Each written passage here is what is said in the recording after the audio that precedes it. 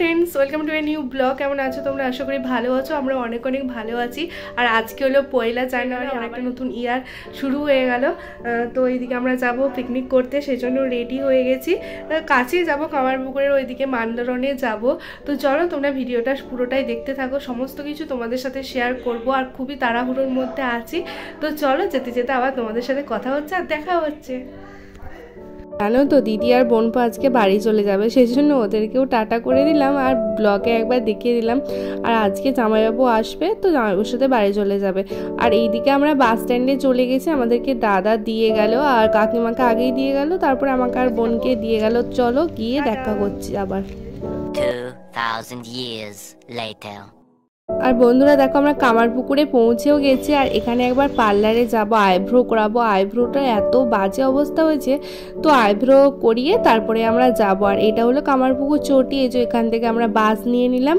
যে কোনো লাইনের বাস নিলেই মান্দারণ যাওয়া যাবে মানে হাজিপুর বা মাগরুল যে কোনো লাইনে তো বাস নিয়ে আমরা এই যে মান্দারণ নেমেও গেছি জাস্ট 3 থেকে 4 মিনিটের মতো লাগে আর কি টোটো দেখলাম টোটোগুলো 50 টাকা করে বলছিল সেজন্য আর টোটো নিলাম না তো বাসেই চলে আসলাম বন্ধুরা দেখো কত লোক এসেছে ওরে বাপ রে বাপ যেন একটা মেলা হচ্ছে এরকম ব্যাপার আর এটা হলো টিকিট কাউন্টার টিকিট কেটে তারপরে ভেতরে ঢুকতে আর এটা হলো সুন্দর একটা গেট গেটে দাঁড়িয়ে টিকিট কাটা আছে এরাটা পাইলেনি তো দেখো বন্ধুরা হু হু করে লোক ঢুকছে একদম প্রচুর লোক আর এইদিকে দাদা দেখো চলে এসেছে কারণ আমাদের টিকিট কাটা ছিল না তো সেই জন্যই টিকিটটা আবার কেন কাটবো তো দাদা আমাদের নিতে এলো আর কোথায় করেছে সেটাও তো আমরা জানি না আর এইদিকে একটা ব্রিজ আর আমিও কিন্তু ফার্স্ট টাইম এই মান্দারণে আসছি আমাদের পিকনিক স্পট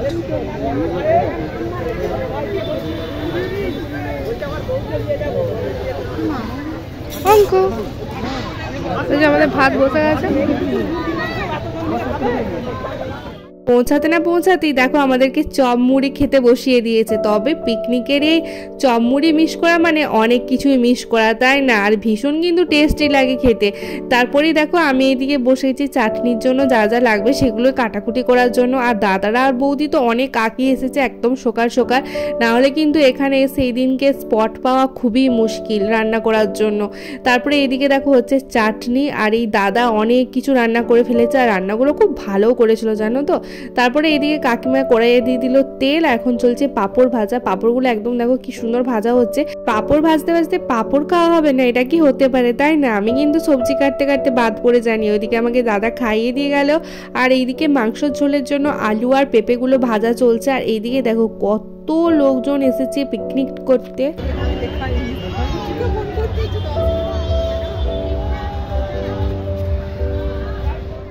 হ্যাঁ আমাদের পিকনিকের সদস্যর সংখ্যা কম হলেও আনন্দ কিন্তু কম হয়নি তাই না আর আমাদের পিকনিকের আজকে ছোট সদস্যকে বললাম একটু হাই করে দিত কিন্তু ও ভীষণই লজ্জা পাচ্ছে বুড়ির চুল কিনেছি বুড়ির চুল এগুলো ছোটবেলায় আমরা বুড়ির চুল বলতাম আর জানো তো পাড়ার দিকে তখন এগুলো বিক্রি করতে আসতো এখন আর আসে না তবে যেহেতু এখন বড় হয়ে গেছি তাই হাই লাড্ডু বা ক্যান্ডি বলি আর তো এদিকে তো আমাদের রান্না বান্না চলছে এখন জোর কদমে তো এদিকে দেখো মাংস হবে সেজন্যই পেঁয়াজ ভাজা চলছে আর কাকিমা যেহেতু মাংস খাবে না সেজন্য মাছ হবে তো মশলাটা একবারে কষিয়ে নিয়ে মাছটা করে আবার চিকেনটা রান্না করবে হচ্ছে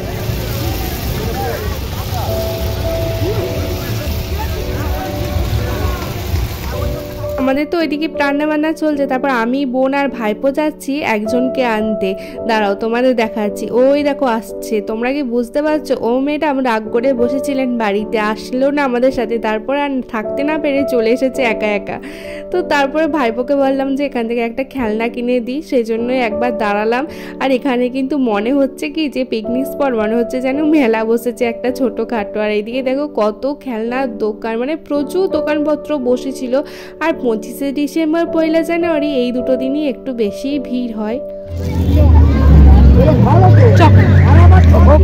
ছোট বোনকে নিয়ে আমরা আবার চলে আসলাম আমাদের যেখানে পিকনিক হচ্ছে সেখানে যেটা মেন গেট থেকে অনেকটাই দূরে বলছে জায়গা পেয়েছে আর এইদিকে দেখো চিকেন একদম সুন্দরভাবে কষানো চলছে আর এই চিকেন রান্না না করলেও পিকনিকের চিকেন রান্নার খুন্তিটা ধরে পোষ মেরে একটা ছবি না তুললে হয় সেজন্য আমরা এদিকে সবাই একে একে পোষ মেরে ছবি তুলে নিলাম আদৌ কিন্তু আমরা রান্না করিনি রান্না ওই দাদাই করছিল তারপরে আমরা এলাম একটু ঘুরু ঘুরু করতে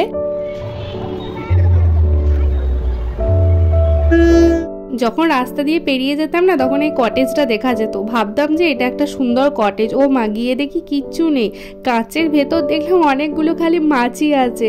তো যাই হোক, ওটা পুরো ফালতু। আর তারপরে এখানে চলে আসলাম, আর এখানে একটা অ্যাক্টিভিটি করার জন্য ছিল। বোনকে বললাম দেখি তুই কটা ধাপ উঠতে পারিস, বাট ও বেশি উঠলো না, ছবি তুলে চলে আসলো। তারপরে আমিও একটা দুটো ধাপ উঠেছিলাম, একটু ছবি আর রিলস করে নিলাম। আর এই একটা দোলনা আছে, আর এত বড় পার্কে যদি একটা কি দুটো দোলনা থাকে সেখানে চান্স পাওয়াটা খুবই মুশকিল। তাই আমরা সময় নষ্ট না করে চলে আসলাম খাওয়ার এখানে, কারণ 2:30টার মতো বেজে গেছে আর সবারই খুবই খিদে পেয়েছে। আর এইদিকে সবাই মিলে আমরা খেতে বসে গেছি, তারপরে স্যালাডও কেটে নিয়েছি। তো চলো খাওয়া দাওয়া করে নিই। আর এইদিকে হয়েছিল তো চিকেন, আলু সেদ্ধ, চাটনি, পাঁপড়, মিষ্টি। আর চাটনিটা কিন্তু দারুণ হয়েছিল। তো আমাদের খাওয়া দাওয়া কমপ্লিট। আর এইদিকে গাড়ির ভেতরে একবার বসলাম, কারণ ওইদিকে সমস্ত জিনিসপত্র এখন গোছানো চলছে। আর খাওয়া দাওয়া কমপ্লিট মানে পিকনিকও কমপ্লিট, তাই না? তো যেহেতু আমরা বেরিয়ে যাব, তাই একেবারে গাড়িতে সমস্ত কিছু প্যাকিং করে তারপরে যাব। আর এইদিকে যে আরও একটা পার্ক আছে সেটা জানতাম না, মানে মন্দারমনির ভেতরে, বাট আমি তো কখনো এর আগে আসিনি, তাই জানবই বা কী করে, তাই না? আর বলে কি না এখানে নাকি গড় ছিল আগে, যখন অনেক যুগ আগে যখন রাজাদের মধ্যে যুদ্ধ হতো না, তখন এই সুড়ঙ্গের মাধ্যমে রাজারা নাকি এখানে এসে থাকতো। তো এইসব শোনা কথা বলতে কি এসব সত্যিই ছিল, বাট আমার আর কখনোই আসা হয়নি। আগে নাকি গড় ছিল বলে, তবে এখানটা আর গড়টা নেই, সেটা নাকি বুঝিয়ে দিয়ে এই পার্কের মতো করে দিয়েছে। বেশ ভালো এখানটা। তো এটা সত্যি তখন যদি জানতাম আরও আগে আসতাম। তো এখন আমরা সবাই মিলেই এসেছি। তো এখানেও বেশ খানিকক্ষণ ছিলাম, ঘুরলাম। এবার হচ্ছে নিচে চলে যাচ্ছি। নিচে বলতে কি এটা অ্যাকচুয়ালি একটা পাহাড়ের মতোই বলতে পারো, অনেকটা মাটির উঁচু। তারপর এখানে কিন্তু জলের কোনো অভাব নেই, তুমি অনেক দিকেই ট্যাপ পাবে যেখান থেকে তুমি পিকনিকের জন্য জল নিতে পারো। আমরাও কিন্তু জল ভরে নিলাম বোতলে। Tata bye bye. না টাটা বাই বাই। টাটা।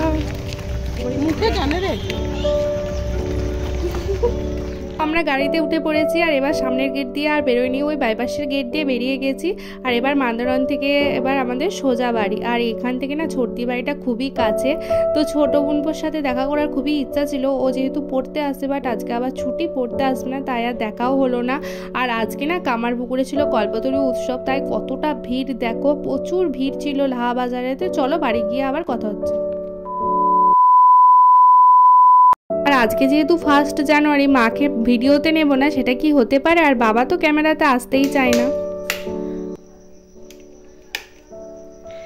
তো বন্ধুরা দেখতেই পাচ্ছ বাড়ি চলে এসেছি। বাড়ি আস্তে আস্তেও 5:30টার মতো বেজে গেল, কারণ আজকে রাস্তায় প্রচুর জ্যাম ছিল, যেহেতু আজকে হচ্ছে 1 জানুয়ারি, তারপর আবার কল্পতরু উৎসব আজকে, সেজন্যই পুরো কামারপুকুরে ভর্তি। আর আমার গলাটা খুবই বসে যাচ্ছে, যে তোমাদের সাথে একটু ভালো করে কথা বলবো সেটা হচ্ছে না। তো যাই হোক, আজকে তো 1 জানুয়ারিটা বেশ ভালোভাবে কাটলো। তোমাদের কেমন কাটলো জানিও। আর ব্লগগুলো হচ্ছে কবে দেবো সত্যিই আমি জানি না, কারণ প্রচুর ভিডিও এখনও আমার করা আছে, সেগুলো তোমাদের সাথে শেয়ার করব। তারপর 1 জানুয়ারির ভিডিও। তো যাই হোক, তোমরা সকলে ভালো থেকো, সুস্থ থেকো। আর সকলকে আরও একবার জানাই হ্যাপি নিউ ইয়ার। আর তোমাদের সকলের পুরো বছরটা অনেক অনেক ভালো কাটুক।